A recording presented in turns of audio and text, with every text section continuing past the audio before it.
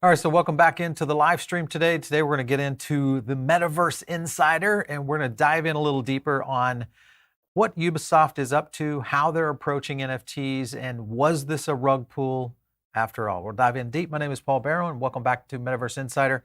As you guys know, we cover a lot of things here on the show, covering everything from NFTs, gaming, where the metaverse is going, among other things when it comes to topics around this. One of the big topics, though, is traditional gaming and how this may eventually work its way into what we know as the NFT space and how potentially blockchain gaming may evolve over the next few years. One of the biggest companies, of course, out there doing this is Ubisoft. And when you look at an array of tweets I want to show you guys here today, what we're seeing them do currently is either ingenious or it could be one of those companies that you just love to hate. We'll see how this all plays out. But I want to show you a couple of tweets here that kind of break it down. The first thing is this coming from, of course, Ubisoft will be deactivating the online services on some of our older titles, September 1st, 2022. You can also find the list of titles. I'll break down the list here because there's quite a few in here that you'll recognize. And if you look at the decommissioning here in September, these are some of them you'll recognize, but the big ones right here, for me, of course, is Assassin's Creed 2, also Assassin's Creed 3. This was the 2012 release. Additionally, the installation and access to the downloadable content will be unavailable. So again, the DLC is now gone, available for these games. So even though you may have purchased it, maybe you've obviously played this game and done some acquisition there in terms of your gameplay. All of those have pretty much been eliminated. And you can kind of continue on down the list here. Here's Liberation, Revelations. Let's see here. Far Cry, of course, being now the 2012 release. Ghost Recon, gone. Prince of Persia, Forgotten Sands, that one's gone. Will no longer be available for DLC and are also unavailable. Then you got Space Junkies, which is a multiplayer title only, so you'll be unable to play the game going forward. That one's completely out. That, of course, was more of a mobile. And then last up is Splinter Cell and then Zombie U. So how does this play into when and whether or not we might see some NFT movement from Ubisoft? And remember, Ubisoft, I still think, is one of those companies that is and has made the decision, maybe just not yet, of converting a lot of their gamer community into NFTs. I think it's just a matter of time before they get there. Ubisoft, of course, is shutting down live service 15. This is the 15-player single-player games on September 1st. Obviously, there was the list right there. You can kind of see, just in general, I think people not super happy with this overall. And also, they're making a precedent on Steam's, as Assassin's Creed Liberation HD will not be accessible following the September 1st, 2022 event as well. Even if you already bought it, and a new low for consumers. Kind of a situation here where this now is, I don't know, people just looking at this whole movement as kind of the final, maybe a final stake in the sense of where Ubisoft's strategy is going, or is it the first evolution of what they're going to be offering for the potential integration of NFTs? We'll talk a little bit more about that too. So we're going to spend 3 months celebrating, this is funny, celebrating Assassin's Creed. And then, oh, by the way, we're also going to be dropping, Assassin's Creed as well. So happy AC15. Maybe Ubisoft is removing digital games from ownership is a viral marketing campaign. And this is, again, and I want to show you a little bit about Skull and Bones because this is a pretty ingenious look in terms of the game itself. Fantastic looking game, a lot of early review looking at this project. But there is a perfect spot that I think is explained within the game that really kind of opens up the opportunity for NFT and NFT integration. So I still think this is just a very either interesting marketing ploy, maybe something, I can't imagine that they're just not really organized and this is a strategic step in the right direction because there's so many other things that they're doing that really showcases where they're going in the future. If you look at this tweet right here, Ubisoft, who was one of the first major video game publishers to champion NFTs and the associated perks, obviously, of digital ownership, is now pulling the digital ownership for a handful of titles. So um, I think that the whole aspect behind this, again, is they've made a lot, and this is something that happens a lot with companies, at least in the tech space, is whether it's hardware, software, games, et cetera, the strategy rollout and the ability to kind of slowly wean people off of certain aspects, whether in this particular case being games or parts of games, is a strategy that looks on a long-term outcome, meaning they might have a plan that is a 2, 3, 5-year plan that's moving this out, and they're taking it, and it's kind of like, it's kind of the old boiling the frog metaphor, is that a lot of these kind of elements are maybe go somewhat unnoticed or not as critical to the ecosystem overall, but eventually it rolls out to where essentially that is the program. You're going to see NFTs integrated into everything. If you look further here, NFT Bro jumping into a conversation about Ubisoft shutting down access to its game to shill NFTs, solving absolutely nothing about the original question. And it's kind of this whole theme of gamers who are saying, well, wait a minute, why are we going this direction? But yet at the same time, you're pulling these kinds of scenarios in place. Is it a setup that's coming down the road for what Ubisoft could be doing around the whole aspect, again, of NFTs? So more news, of course, just again, pulling online from older games, which also takes away the digital content. I think that's the hardest part of this, is the decommissioning of all of this, especially from the downloadable content, that really hurts people, because in many cases, these people are, and not sure people, the argument would say, hey, you've got a lot of gameplay out of this over the years. It's time for those things to eventually cycle out. And that does happen in a lot of different tech products as well. And in gaming, it feels a little different because it creates these massive communities around it, and also a certain level of skill set that games players obviously develop over the years. So it's really kind of sad to see this happen. Now, there's some interesting things here on this interview right here, and I want to kind of break down a couple of it. So Ubisoft executives say users don't get it in an extraordinary NFT interview, and they kind of break it down. So he goes into talking about, hey, NFTs is definitely going to be the future. This is the way it's going to roll out. So this was back in December. The first big name game developer to really kind of publicly enter the NFT space. Let me zoom up on that a little bit for you guys. The launch of Ubisoft Digits, which is an NFT on the Quartz platform, did not go down well. Gamer feedback was very negative. And then one way or the other, this was a landmark moment in gaming.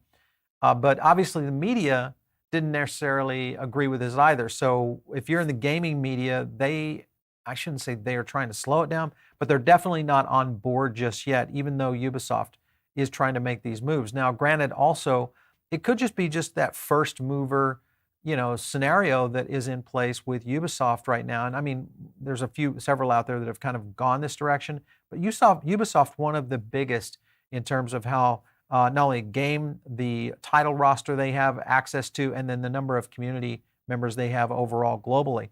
So he goes on in this interview, says, I think gamers don't get what a digital secondary market can bring to them. He's talking about what happens when we integrate NFTs. For now, because the current situation and context of NFTs, gamers really believe it's first destroying the planet, which a lot of people are concerned about that from the ESG side of things. I will tell you this, guys, that when you look at crypto and blockchain in general, the idea around blockchain and what this might mean for the future is only going to put more pressure on actually getting to sustainable energy. And that, I think, is going to be a better, scenario, because they're always going to strive for the lowest cost energy, whether it's hydropower, whether you look at solar or wind, all the different variables that are out there that eventually will go to more sustainable energy. So I think that is one of the kind of the weaker arguments. They are seeing first, the end game is about giving players the opportunity to resell their items once they're finished with them, so they're finished playing the games themselves. And this goes back to kind of the scenario that many people will talk about, is how would NFTs happen when you sunset a game down the road? If you have an NFT in those games, those are valuable. Could those become some sort of entry ticket, so to speak, into other ecosystems? Or could they become collectibles and create a whole cottage industry around those, much like trading cards and things of that nature, especially when it's a good IP scenario. So if the game IP is really sexy and cool, I don't know why they would sunset something, but not necessarily is that always the case, because there's new content coming out, there's new gameplay coming out, different aspects of gaming itself could eventually evolve into that. So also a part of this paradigm shift in gaming is moving from one economic system to another. It's not very easy to handle. It's also a lot of habits that you need to go against, a lot of ingrained mindset. So sure, it does take a lot of shifting and moving, but I think when we start to really see metaverse become a real thing and a lot more integration, those types of scenarios will be less and less friction in essence, meaning onboarding will be easier. You'll see fluid transfer of NFTs, I think, in the future. Sure, it could be more of a long-term aspect. We're going to be running a poll, by the way. And don't forget, get some of your questions in over here on the side chat. We'll try to get to as many as we can towards the end of the stream. What they also say here, which I thought was interesting, it's telling that this is a sales pitch coming from someone in the crypto space, since it has the same dangerous and soulless hallmarks of condescending hucksters to want to turn everything into a market. And this is kind of to the point of gamers saying, wait, what's happening in crypto is really a problem. And we don't want to fall into that whole issue of just a lot of people doing money grabs. And I think when you look at really the future of where NFTs might be in the gaming ecosystem, sure, there's going to be hucksters, there's going to be money grabs, but there's also going to be great opportunity for really good game developers to build out ecosystems, and also from existing AAA studios that are going to be able to basically expand upon the value of how games are created and developed in the future, because you don't want to be in a studio that's left behind because they weren't capable of leaping into blockchain. And that, I think, is more important, because it does mean instead of sunsetting 15 titles, you might be sunsetting an entire studio, which would be even worse. So be thinking about it from that aspect. He also says Ubisoft wants to push ahead with giving players the opportunity to resale. Key sentence here, big driver of the money for them in the space just won't be from sales of NFTs, but the cut they get every time an item is sold and resold again. Again, you could look at this as Ubisoft and other gameplay studios looking at this and saying, listen, this is a great opportunity for us to start earning this recurring revenue opportunity in the NFT space, which we've never had the opportunity to gain. Again, it's a big money play, but also could be just the simple changing of the guard. And what I mean by that is, as we start to see studios really develop on blockchain level gameplay and NFT integration, sure, smart contracts, the ability to move and transact in those NFTs after the case, and being able to pay dollars back to the IP creator, I think that's a natural evolution of just how innovation will happen in the tech space, especially around content creators. We're going to see this in the music space. You're going to probably see this in other aspects around movies. And then obviously gaming will be on the forefront here for sure. Further on in this topic right here, I want to kind of jump to this one right here, which kind of goes into their announcement and why it's been very, very, kind of controversial and not necessarily on the up and up with what the gaming community is saying. So obviously, getting right to the business of NFTs, space is both environmentally a catastrophe and enormous pump and dump. This gets back to my point there, where I don't necessarily think that the environment's going to be playing a role in this. I think this will be better for the environment because it's going to push people to better things. But if you look at their Quartz trailer, this was an NFT initiative which allows people to buy artificially scarce digital cryptocurrency.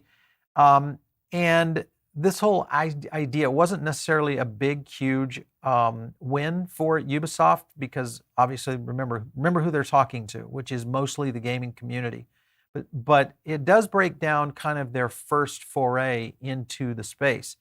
What it didn't show, of course, was that Ubisoft, this is an interesting statement, has no idea what it's doing, and Quartz fine print says as much. So it reveals, because so much of the work is being handled off the blockchain, Ubisoft has no power to reverse or cancel transactions. So this is a problem when you look at blockchain and smart contracts in general, that eventually they'll have to work out. And it is something that is a problem. This tweet right here kind of goes on to highlight it. I'll show you the example of the terms of service that they're looking at doing, but it says, oh, this is amazing Ubisoft Quartz. Let's quickly check the terms, see how amazingly empowered they're making me.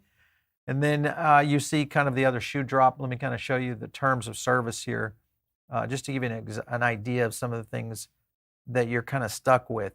So this is on the use of digits, so playing with your digits. You represent and warrant that you are not acquiring digits for any other purpose, including but not limited to for speculative and or investment purposes, used as substitute for currency or medium of exchange, resale, yada, yada. So again, sure, some of this could be fine print. Sure, some of this is probably legalese that is and has to be done there by their attorneys. And eventually we'll probably see a workaround as to what this really means for the future of how Ubisoft will be using these kind of platforms. But one thing they do talk about in terms of transferring your digits, you'll only be able to transfer digits to players who, one, match the eligibility criteria listed in Article 2. The other thing is they may take a fee based on the total value of transaction for each transaction of the digit.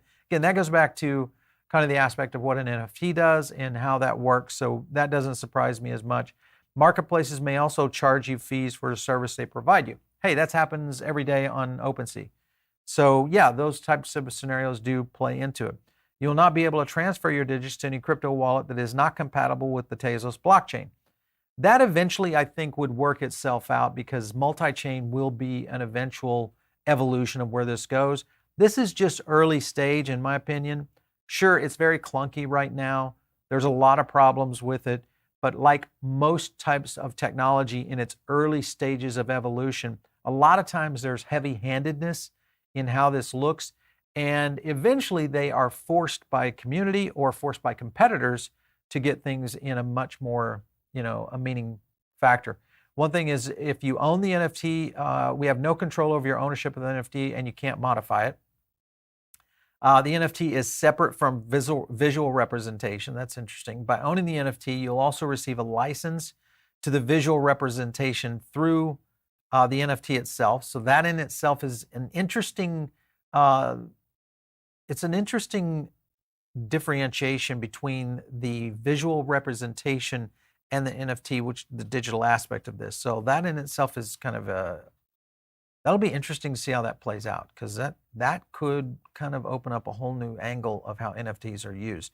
You do not become the owner of the visual representation associated with digits you acquired. Much like, I think that gets into the IP, and this has been one thing that we've talked about here on the show quite a bit, is that the IP doesn't transfer to you when you purchase a Bored Ape or other NFTs within a game. It doesn't transfer to you. That digital representation, in this particular case, the visual representation, is essentially, I think, would be protected under IP law, most likely.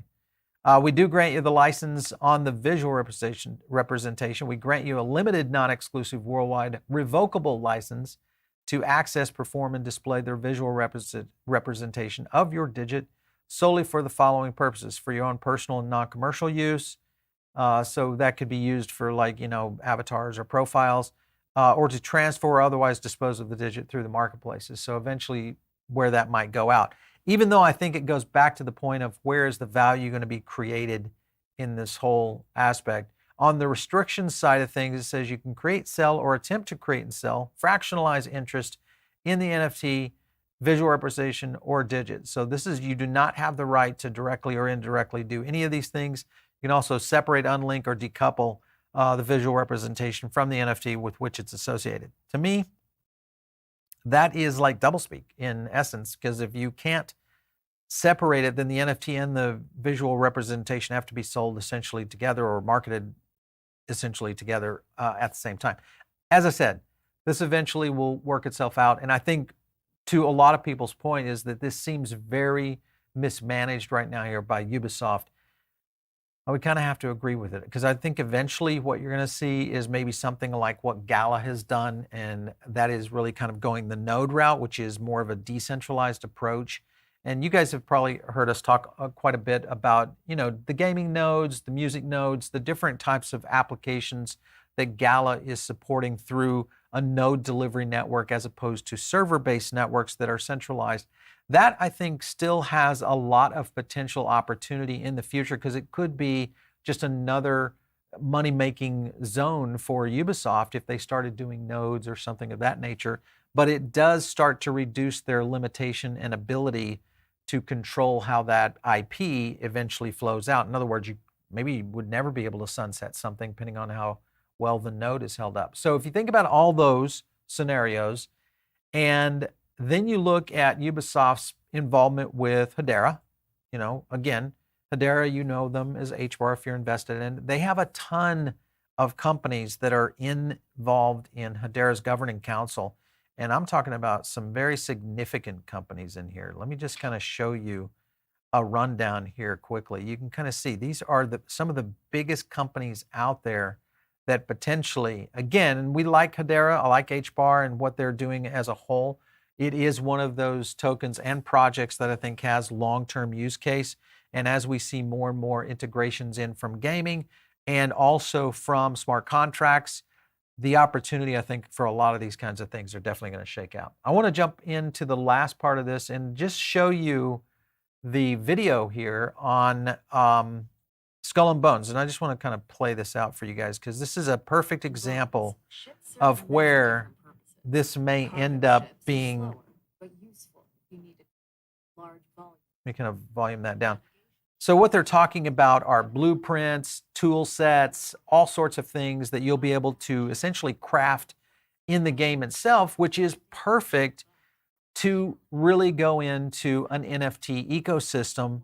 And this, of course, is getting kudos from the gaming community as being maybe one of the best games out there that has been in this genre. So again, good example of how the opportunity here for expanding on IP, developing new games, all that kind of stuff that really could help the market evolve. And when I say market, gaming market in general, evolve to offering NFTs as a real-time use case scenario in traditional gaming.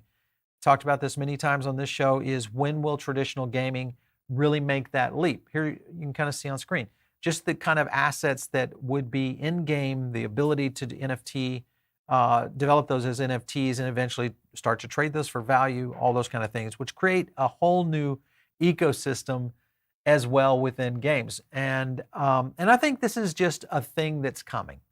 And we've got a poll up here. Let's kind of see what you guys think about whether or not we'll see integration coming soon or not. All right, how long until gamers accept blockchain benefits of gaming? Now, granted, this is a blockchain metaverse NFT show and network, so our viewers kind of do believe in this. So 1 to 2 years, 63%. Put that poll back up there for a second. I want to see what the breakdown on never was. Hardly any. So 5+ years, still a small amount of 31%. And I don't know. I think when you look at the opportunities here of where this is going, and I talk about this a lot in our show Tech Path, is that adoption is still so early. It's like when people say, well, how early are we on crypto? And I'm on a 1 to 10 scale, and I give them, we're kind of -2. We're not even on the radar just yet. Before we start to see breakout, then we start to see some adoption, then you see mass adoption. All of that, I think, is in, if not a very similar or maybe even more nascent stage with gaming. So, could this really take some time to play out? Yes. But at the same time, you get companies like Ubisoft that get in here and start to understand this.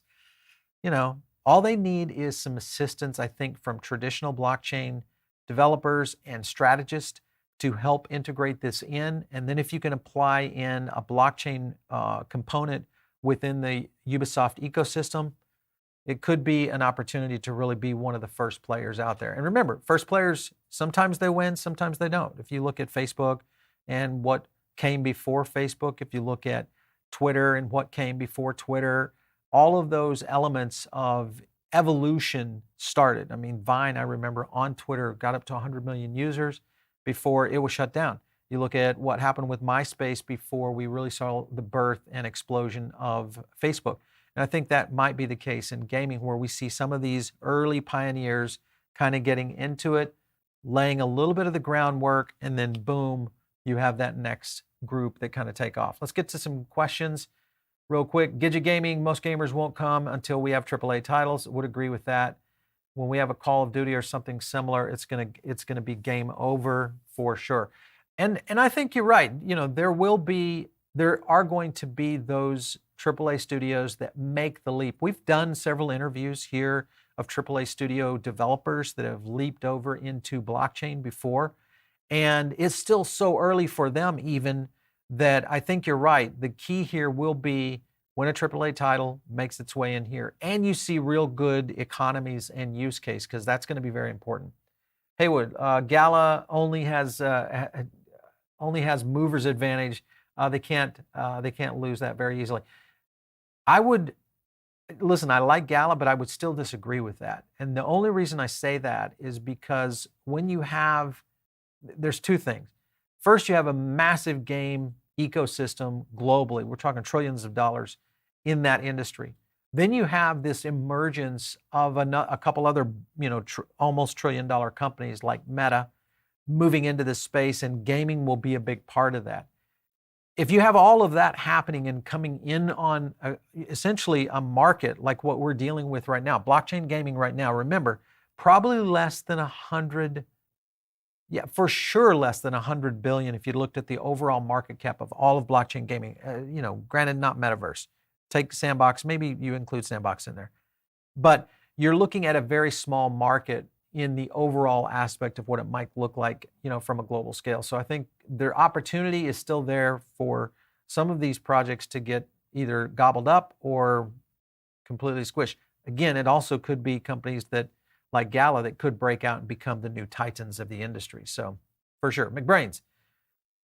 Music Brains, that's right. But if these partnerships really play out and don't turn out to be marketing pitches, that would be true. I think that's going to take some time, for sure. Epic Games will put Grit, Gala's game, into their store. Already did that, actually. People love to revisit older titles. This is a bad move. Would agree. I think that's the case. But again, I don't see this happening in the future if we see NFT integration, because I think titles will live forever.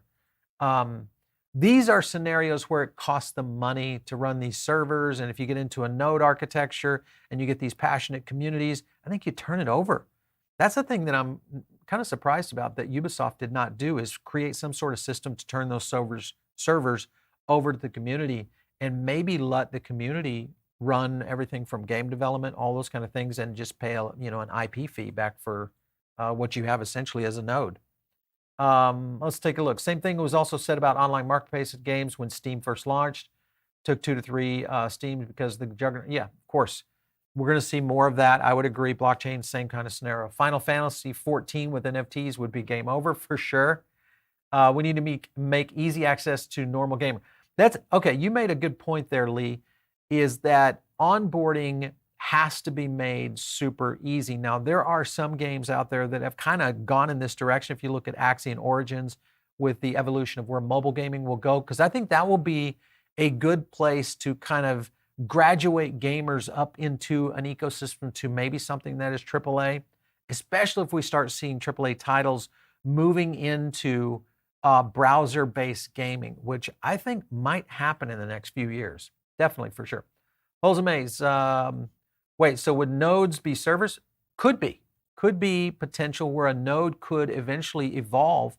That's my thinking, is that if you're going to shut down an IP, why not just turn that IP over to the community, let them run the servers, hence nodes.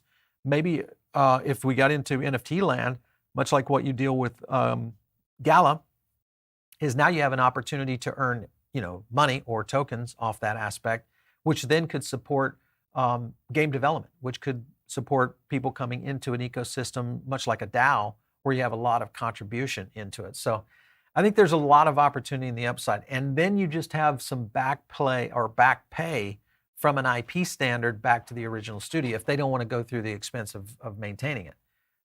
So it's Gala's game to lose. They're currently way in lead. That's for sure, Haywood. GTA 6 is going to be doing this. Don't know. I think we'll see more and more coming online for sure. If it's taken over 10 years for 3 to 5% of the world, just to understand crypto, it will take double that. I disagree with that, Leighton. Here's why. Because in the early stage of any infant market, first is the adoption curve is by only the geeks in the room, especially if it's in tech. I've seen this happen so many times. I've been in tech for 25 years. I know it. And I've seen it multitude of times, whether it's mobile, social, POS, all the way back to the introduction of OS for just operating businesses.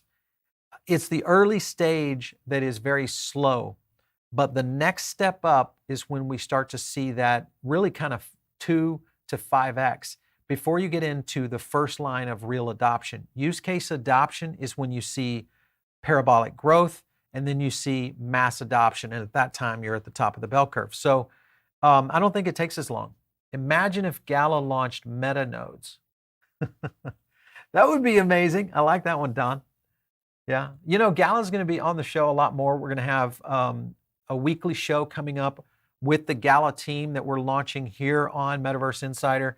And it's going to be talking a lot about these evolutions in where not only gaming, but entertainment is going, all of that. So we've got a lot coming here on the show. If you guys want to stay tuned in on that, make sure, of course, and just drop some kudos down below. We'd love to hear what you guys want for us to be talking about, as well as get an idea of whether it's projects we should keep an eye on, CEOs and or game devs that you think we should have on the show, metaverse innovation that's happening out there. You guys are just as good as anybody out there in terms of research around this space. So we love to get your feedback. Drop it in the comments below if you guys are listening or watching to this after the fact from our live stream. But the number one thing you got to do is jump into the Diamond Circle and subscribe to the channel. That way you'll get notifications. The Diamond Circle, of course, will send you out a couple of emails. You'll get a constant flow of information from us, especially on a lot of our details, some of our AMAs, all that kind of good stuff. If you guys want to catch me, it's out on Twitter @Paul Barron. We'll catch you next time right here on Metaverse Insider.